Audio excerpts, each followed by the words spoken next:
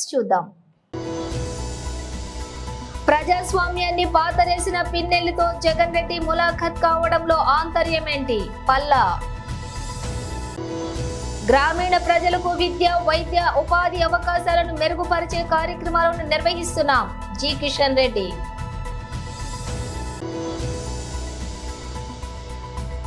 ఒకే frame లో Rajinikanth, Mohan Babu viral అవుతున్న photo. తన కెరీర్ ఇప్పుడే మొదలైందని, ఇప్పట్లో రిటైర్మెంట్ ప్రకటించినని స్పష్టీకరణ జస్ప్రీత్ బుమ్రా. ప్యారిస్ ఒలింపిక్స్ 2024 కోసం భారత బృందంతో ప్రధాని శ్రీ నరేంద్ర మోదీ సంభాషించారు. డీటెయిల్స్ చూస్తే ప్రజాస్వామ్యాన్ని పాతరేసిన పిన్నెలతో జగన్ రెడ్డి ములాఖత్ కావడంలో ఆంతర్యం ఏంటి? పల్లా. పత్రికా సోదరులందరికీ నమస్కారం అండి. నిన్న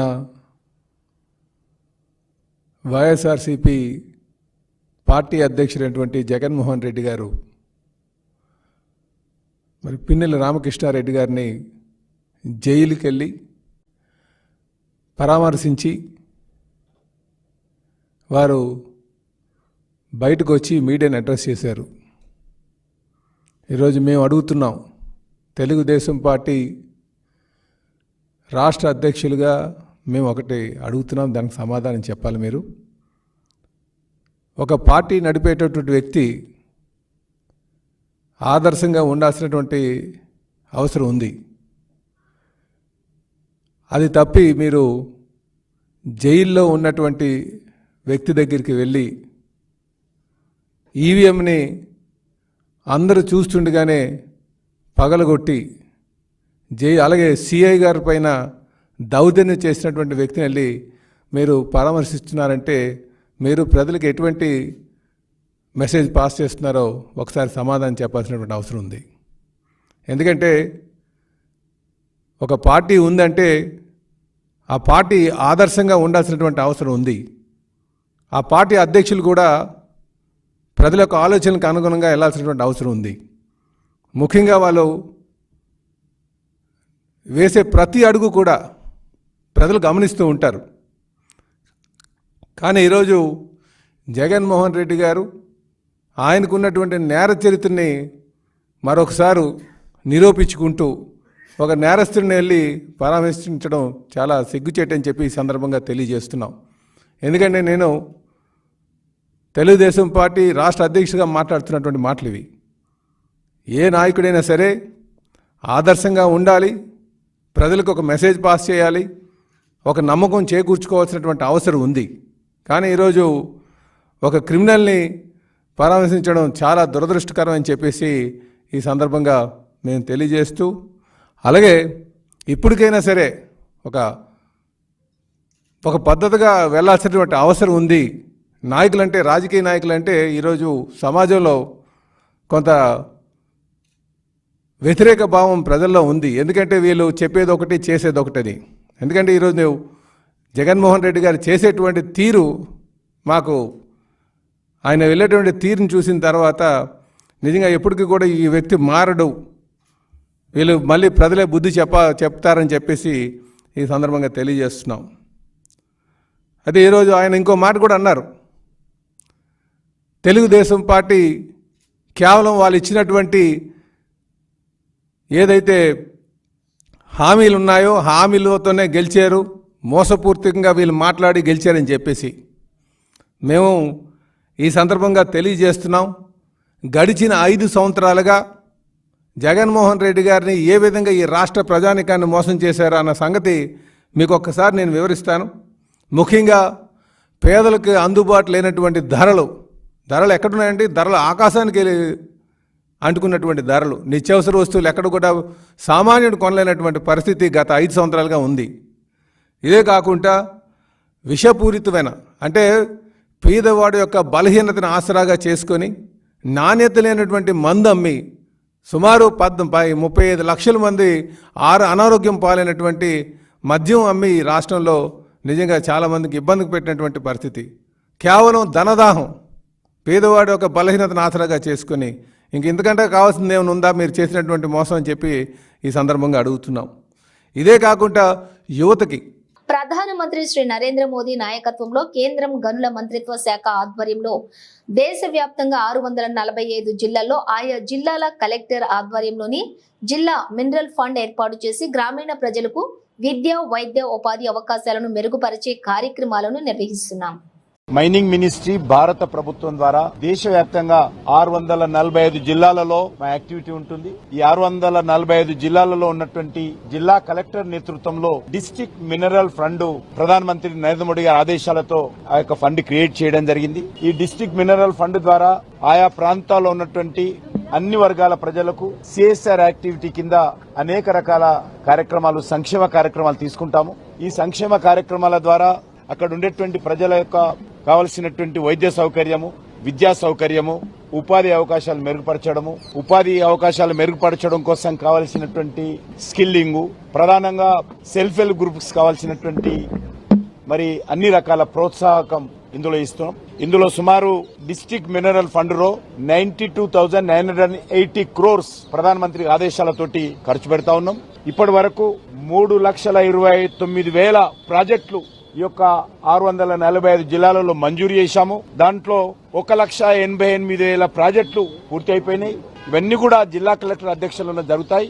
మరి నరేంద్ర మోడీ గారు లఖపతి దీదీ అనేటువంటి కార్యక్రమాన్ని కూడా చెప్పడం జరిగింది. రానున్న రోజుల్లో కూడా ఈ యొక్క సెల్ఫ్ హెల్ప్ గ్రూప్స్ కావచ్చు, గ్రామీణ ప్రాంతాల్లో ఉన్నటువంటి మహిళలు కావచ్చు, వాళ్ళ ఉపాధి అవకాశాలు మెరుగుపరచడం కోసం, వాళ్ళకి ఆదాయ వనరులు సమకూర్చడం కోసం లఖపతి దీదీ అనేటువంటి కార్యాచరణ ప్రణాళిక రూపొందించి కూడా ఈ డిస్ట్రిక్ట్ మినరల్ ఫండ్ ఆధ్వర్యంలో వాళ్ళకు ఉపాధి అవకాశాలు మెరుగుపరిచేటువంటి ప్రయత్నం చేస్తున్నాం. మా యొక్క ఆఫీస్ కిందనే శాశ్వత ప్రాతిపదికన ఈ స్టాలు సెల్ఫ్ హెల్ప్ గ్రూప్స్ కోసం ఏర్పాటు చేయడం జరిగింది. దశల వారీగా దేశంలో ఉన్నటువంటి అన్ని రకాలకు సంబంధించినటువంటి పొదుపు సంఘాలు మా యొక్క డిస్ట్రిక్ట్ మినరల్ ఫండ్ యొక్క సహాయ సహకారాలతో చేపడతారో వాళ్ళందరికీ దశల వారీగా ఇక్కడ అవకాశాలు ఇచ్చి వాళ్ళ ఉత్పత్తులను మరి షోకేస్ చేసేటువంటి ప్రయత్నం, వాళ్ళ ఉత్పత్తులకు అమ్మకం కలిగించేటువంటి ప్రయత్నం, ఆ యొక్క పొదుపు సంఘాలకు విశ్వాసం కల్పించేటువంటి ప్రయత్నం చేస్తాము. రానున్న రోజుల్లో దేశవ్యాప్తంగా ఎక్కడెక్కడ అవకాశాలుంటే అక్కడ మా యొక్క డిస్ట్రిక్ట్ మినరల్ ఫండ్ నేతృత్వంలో ఆదిత్య బిర్లా లాంటి కొన్ని సంస్థల సహకారంతో మా యొక్క మైనింగ్ కంపెనీలో ఉన్నటువంటి అనేక రకాల ప్రైవేట్ సెక్టార్ యొక్క సంస్థల సహాయ సహకారాలతో ఈ యొక్క మహిళలను ప్రోత్సహించేటువంటి కార్యక్రమం, గ్రామీణ ప్రాంతాలకు ఉపాధి అవకాశాలు మెరుగుపరిచేటువంటి కార్యక్రమం చాలా పెద్ద ఎత్తున చేయబోతున్నాం. Tamil super star Rajinikanth, Tollywood collection king Mohan Babu మధ్య స్నేహం ఎలాంటిదో ప్రత్యేకించి చెప్పక్కర్లేదు. సుదీర్ఘ కాలం పాటు మంచి స్నేహితులుగా కొనసాగుతున్నారు. మోహన్ బాబు చెన్నై వెళ్లినా, రజనీకాంత్ హైదరాబాద్ వచ్చినా ఒకరినొకరు కలుసుకోకుండా వెళ్లడం అనేది ఉండదు. పెదరాయుడు సినిమాలో కలిసి నటించిన తర్వాత ఇద్దరు కలిసి మరో సినిమా చేసే అవకాశం రాలేదు. ఇక వీరెప్పుడు కలిసినా వారి మధ్య స్నేహం విరబూస్తూ ఉంటుంది. తాజాగా వీరిద్దరూ ఒకే విమానంలో పక్కపక్కన కూర్చుని ప్రయాణిస్తున్న ఫోటో ఒకటి సోషల్ మీడియాలో వైరల్ అవుతోంది.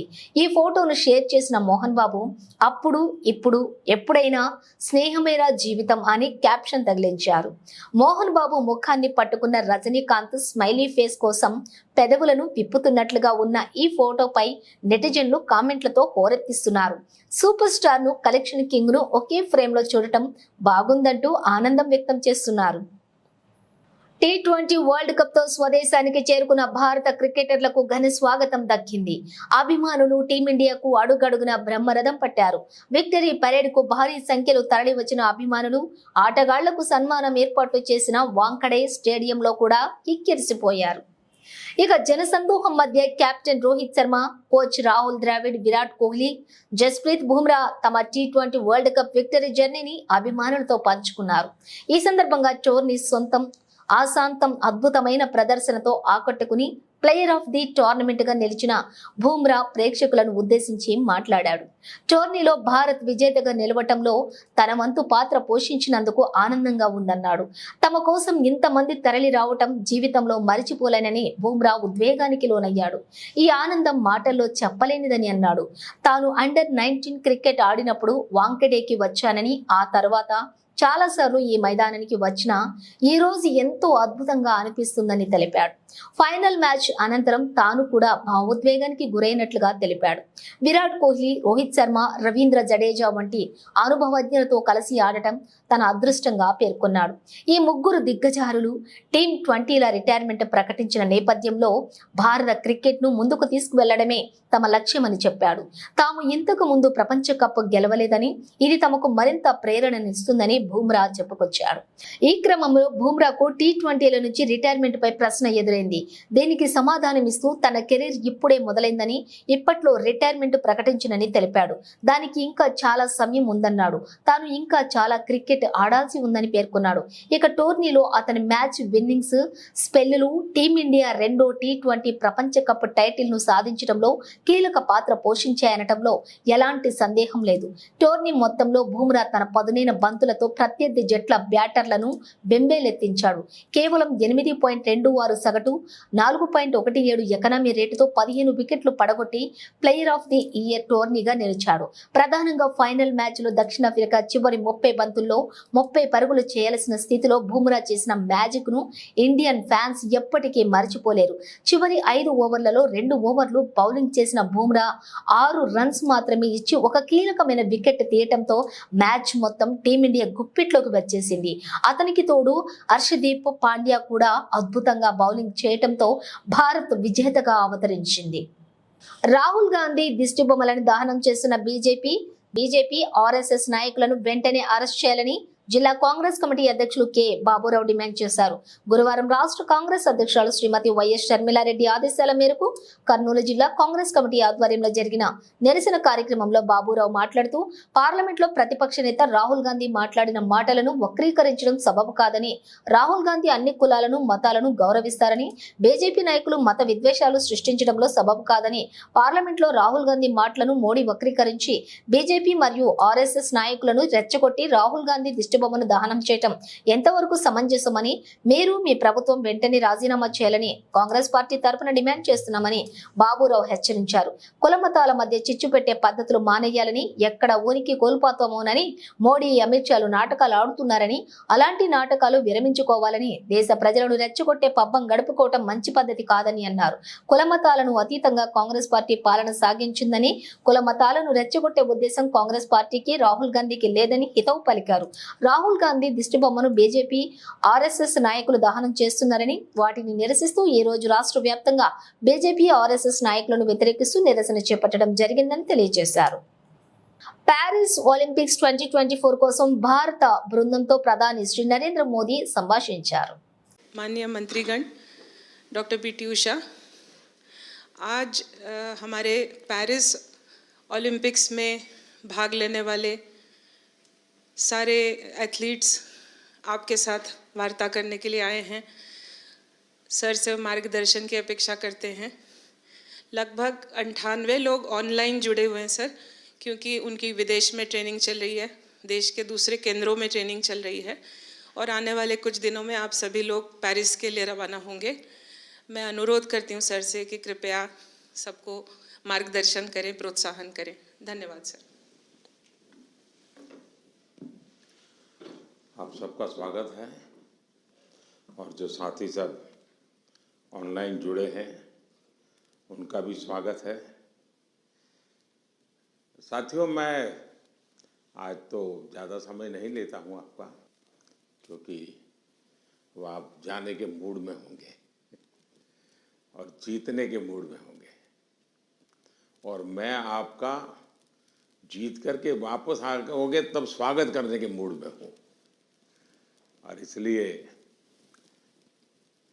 वैसे मेरी कोशिश रहती है कि खेल जगत से जुड़े हमारे देश के जो सितारे हैं उनसे मिलता रहूं, नई चीज़ें जानता रहूं, उनके प्रयासों को समझता रहूं और सरकार के नाते अगर व्यवस्था में कुछ बदलाव लाना है, कुछ प्रयास बढ़ाने हैं, तो इस दिशा में कुछ काम करता रहूं. और मेरी कोशिश ये रहती है कि सबसे डायरेक्ट इंटरेक्शन करूं, ताकि फर्स्ट हैंड इन्फॉर्मेशन मिलती है. खेल का एक स्वभाव होता है जी, हर विद्यार्थी का जैसे रहता है, जब वो पेपर देने जाता है एग्ज़ाम के लिए, तो पूरे घर को ऐसा विश्वास देता है कि बस आप चिंता मत कीजिए, मैं रैंक लेकर के आने वाला हूँ। और जब उसको तो पता चल जाता है एग्जामिनेशन में कि क्या हो रहा है, क्या कर पाएगा, ठीक गया नहीं गया, तो निकलते ही शुरू कर देता है। पंखे की आवाज़ बहुत आ रही थी, खिड़की खुली थी तो मज़ा नहीं आ रहा था, टीचर बार बार मेरी तरफ देखते थे। तो आपने देखे होंगे ऐसे स्टूडेंट्स, उनके पास बहुत सारे बहाने होते हैं और हमेशा वो परिस्थितियों को दोष देते हैं। और ऐसे लोगों की कभी जीवन में प्रगति नहीं होती है। वो बहाने बजाने में मास्टर हो जाते हैं लेकिन प्रगति नहीं कर पाते। लेकिन मैंने देखा है कि मैं कई खिलाड़ियों को जानता हूँ, वे कभी भी परिस्थितियों को दोष नहीं देते। वो हमेशा कहते हैं कि जी मुझे वो टेक्निक मेरे लिए नई थी, वो जो करता था मैंने अंदाज नहीं लगाया कि वो भी एक तरीका हो सकता है। कहने का तात्पर्य है कि दोस्तों, हम खेलने के लिए जा रहे हैं, हम अपना बेस्ट परफॉर्मेंस के लिए जा रहे हैं, लेकिन ओलंपिक सीखने का भी बहुत बड़ा मैदान होता है। अब तो एक तो मैं अपना खेल खेलूं और टेलीफोन करके सबको बताता रहूं, देखिए आज ऐसा रहा वैसा रहा। दूसरे होते हैं बाकी हर खेल देखने जाते हैं, फलाना देश कैसे खेल रहा है, टिकना देश कैसे खेल रहा है, और वो चीज़ों को पूरी तरह ऑब्जर्व करता है, कोशिश करता है एब्सॉर्ब करने की, और आकर के अपने कोच को भी बताया कि यार भाई मैंने देखा उसने तो बड़ा कमाल कर दिया था लास्ट मोमेंट, अब मुझे भी बताइए वो क्या टेक्निक थी। कभी उस वीडियो को लेकर के 10 बार देखता है कि उसने कैसे उसको पलटा था। तो इन्हें जो सीखने की वृत्ति से काम करता है उसके लिए सीखने के बहुत अवसर होते हैं। जो शिकायत में जीना चाहता है उसके लिए भी अवसरों की कमी नहीं होती है। दुनिया के समृद्ध देश भी उत्तम से उत्तम सुविधाओं के साथ आए हुए लोग भी शायद शिकायत करते हुए नजर आएंगे, और हमारे जैसे देश के लोग जाते हैं, कई कठिनाइयाँ होती है, बहुत सी असुविधाएं होती हैं, लेकिन दिल में उसके मन में रहता है मेरा देश, मेरा तिरंगा झंडा, और इसलिए वो कठिनाइयों को, असुविधाओं को बिल्कुल साइड में रखता है, वो अपने मिशन के लिए लग जाता है। और इसलिए साथियों, मुझे पक्का विश्वास है कि इस बार भी खेल के मैदान में आप भारत का नाम रोशन करके आएंगे। जो पहली बार जा रहे हैं, जिनको ओलंपिक में जाने का पहला मौका मिल रहा है, ऐसे कौन कौन है? ఇంత అవగాహన రాహిత్యుడివి ఎలా ముఖ్యమంత్రి అయ్యావు జగన్ రెడ్డి? వర్ల రామయ్య మీడియా సమావేశం. సార్ అందరికీ నమస్కారం అండి. జగన్మోహన్ రెడ్డి గారు 5 సంవత్సరాలు మన రాష్ట్రానికి ముఖ్యమంత్రిగా పనిచేశారు. వారు మొన్న జరిగిన ఎన్నికల్లో ఘోరంగా ఓడిపోయారు. ఆయన మామూలు మనిషి కాదు, మామూలు ముఖ్యమంత్రి కాదు. ఆయన 11 ఛార్జ్షీట్లు సిబిఐ వేసింది ఆయన మీద, తప్పు చేశాడు ఇతను ముద్దాయి అని. 48,000 కోట్ల రూపాయలు అన్యాయక్రాంతం చేశాడు ఇతను. క్విడ్ ప్రోకో ద్వారా ప్రజాధనాన్ని కొల్లగొట్టాడని చెప్పి సిబిఐ ఇతని మీద ఛార్జ్షీట్ వేసింది. అందుకనే మామూలు ముఖ్యమంత్రి కాదు అతను. ఎన్ఫోర్స్మెంట్ డైరెక్టరేట్ కూడా 5-6 ఛార్జ్షీట్లు వేసింది ఇతని మీద. మనీ లాండరింగ్ చేశాడని, దేశ విదేశాల్లో మనీ లాండరింగ్ చేశాడు, ఈజ్ అన్ అక్యూజ్డ్ అని చెప్పి ఎన్ఫోర్స్మెంట్ డైరెక్టరేట్ కూడా ఇతని మీద 5-6 ఛార్జ్షీట్లు వేసింది. అంతటి ఘనాపాటి జగన్మోహన్ రెడ్డి గారు 5 ఏళ్ళు ఈ రాష్ట్రానికి ముఖ్యమంత్రిగా పనిచేశారు. అది అదృష్టమో దురదృష్టమో అందులోకి నేను వెళ్ళటం లేదు. నిన్న ఆయన ఒక రిమాండ్ ఖైదీని పలకరించటం కోసం, ఆయనకు అత్యంత సన్నిహితుడట అతను, గతంలో మాచర్లకు 3-4 దఫాలుగా ఎమ్మెల్యేగా పనిచేశాడట. ఆయన్ని పలకరించడానికి నెల్లూరు జైలుకి వెళ్ళి ఆయన్ని పలకరించి 1-to-1 ఆయనే అంటే అటు రిమాండ్ ఖైదీగా ఉన్న వ్యక్తి, గతంలో ముఖ్యమంత్రిగా పనిచేసి ఎన్నో కేసులు ఛార్జ్షీట్లు ఎదుర్కొంటున్న వ్యక్తి ఈయన జగన్మోహన్ రెడ్డి గారు. వీళ్ళిద్దరు కూడా మిలాఖత్ అయినారు. అక్కడ కలిసి యోగక్షేమాలు మాట్లాడుకున్నారు ఇద్దరు ముద్దాయిలు. మీ భాషలో ఇద్దరు పెద్ద మనుషులు అందామంటే పెద్ద మనుషుల్లాగా కాదు, ఇద్దరు ముద్దాయిలు కలిసి నెల్లూరు జైల్లో, జిల్లా జైల్లో మాట్లాడుకున్నారు. దాదాపు 22 నిమిషాలు మాట్లాడుకున్నారు. ఆ మాటల్లో రిమాండ్ ఖైదీగా ఉన్న మాజీ ఎమ్మెల్యే పిన్నెల్లి రామకృష్ణారెడ్డి గారు ఒక ఎక్స్ట్రా జ్యుడిషియల్ కన్ఫెషన్ ఇచ్చారు. కోర్టులో మ్యాజిస్ట్రేట్ ముందు తాను చేసిన నేరం గురించి చెబితే అది జ్యుడిషియల్ కన్ఫెషన్. కోర్టులో కాకుండా బయట తాను చేసిన నేరం గురించి చెబితే that is called extra judicial confession. ఆయన పిన్నెల్లి రామకృష్ణారెడ్డి అనే ఒక ముద్దాయి రిమాండ్ ఖైదీ ఎన్నో కేసులు ముద్దాయిగా ఎదుర్కొంటున్న జగన్మోహన్ రెడ్డి గారికి తాను చేసిన నేరం గురించి చెప్పాడు. అక్కడ నా కోపం వచ్చింది, ఈవీఎం తీసుకొని నేలకేసి బద్దలు కొట్టానని చెప్పి ఆయన అడ్మిట్ చేశాడు. నేరాన్ని ఒప్పుకున్నాడు ఆయన ముందు. కోర్టులో కాకుండా బయట నేరాన్ని ఒప్పుకుంటే ఎక్స్ట్రా జ్యుడిషియల్ కన్ఫెషన్. అదే చేశాడు ఇక్కడ. నేను నేరం చేశాను, అదే పాపం బాలుడు, అతను మంచివాడు, 4 సార్లు గెలిచాడు.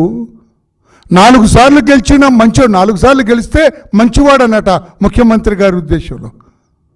కొంతమంది దొంగలు, దోపిడీదారులు కూడా అప్పుడప్పుడు గెలుస్తుంటారు సార్. జగన్మోహన్ రెడ్డి గారు ఎన్నో కేసులు ఎదుర్కొంటున్నారు. కామారెడ్డి జిల్లా సదాశివనగర్ మండలం కల్వరాల్ గ్రామం శివార్లోని పంట చేనుల వద్ద ఎలుగుబంటి కలకలం రేపింది. నిన్న సాయంత్రం వ్యవసాయ పనులకు వెళ్లి తిరిగి వస్తూ ఉండగా ఎలుగుబంటిని చూసిన రైతులు ఒక్కసారిగా భయంతో పారిపోయారు.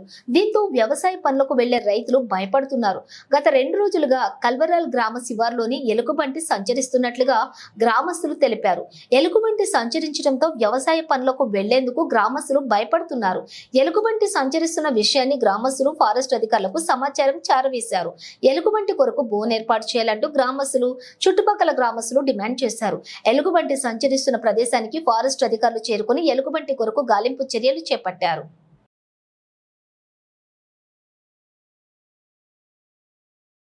మనం ఒట్టిగా చేత్తోనైతే పట్టుకోలేము కదా, దానికి ఏదో ఒకటి ఉండాలి. ఊరోళ్ళు గిరోళ్ళు కూడా మంచిగా సహకారం చేసారు. దేవుని వచ్చిన వీళ్ళు తిన్నారు కదా పిల్లలు. మళ్ళీ ఇంకోటి పోకుండా ఆపిరు, దానికి బరాబర్ జేసీబీ పెడితేనే దొరికింది. అది బయటగా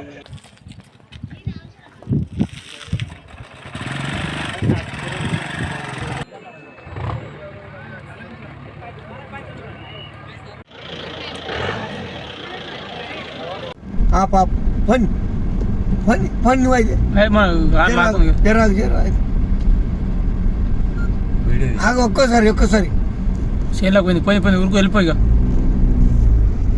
కుట్టిలకి ఊళ్ళకి వచ్చేసింది.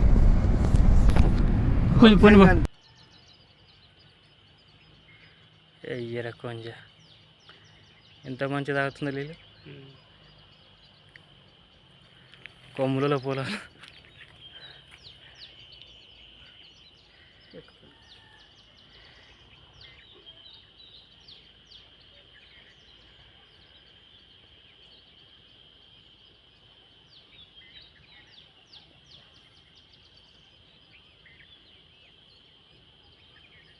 ఇల్లన్నీ కదా, కాదు పెద్దది.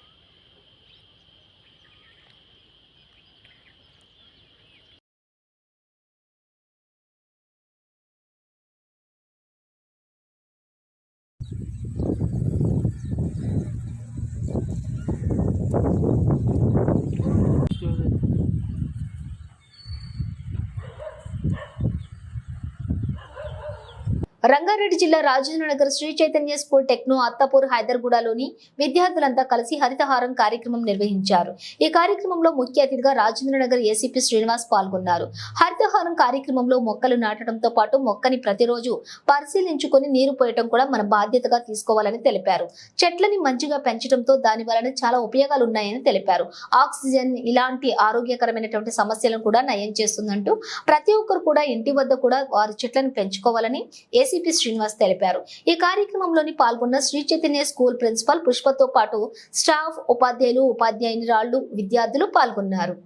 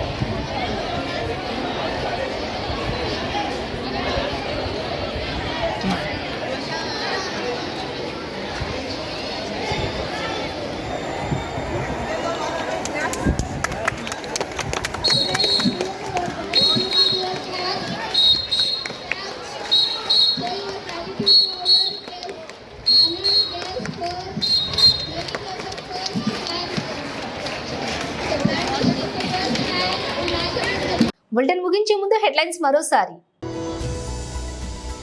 ప్రజాస్వామ్యాన్ని పాతరేసిన పిన్నెల్లితో జగన్ రెడ్డి ములాఖత్ కావడంలో ఆంతర్యం ఏంటి? పల్లా.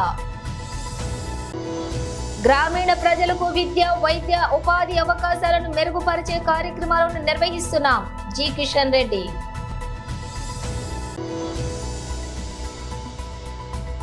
ఒకే ఫ్రేమ్ లో రజనీకాంత్, మోహన్ బాబు వైరల్ అవుతున్న ఫోటో. తన కెరీర్ ఇప్పుడే మొదలైందని, ఇప్పట్లో రిటైర్మెంట్ ప్రకటించనని స్పష్టీకరణ జస్ప్రీత్ బుమ్రా. ప్యారిస్ ఒలింపిక్స్ 2024 కోసం భారత బృందంతో ప్రధాని శ్రీ నరేంద్ర మోదీ సంభాషించారు. ఇవి బులెటిన్ విశేషాలు. మరో బులెటిన్ తో మళ్ళీ కలుద్దాం.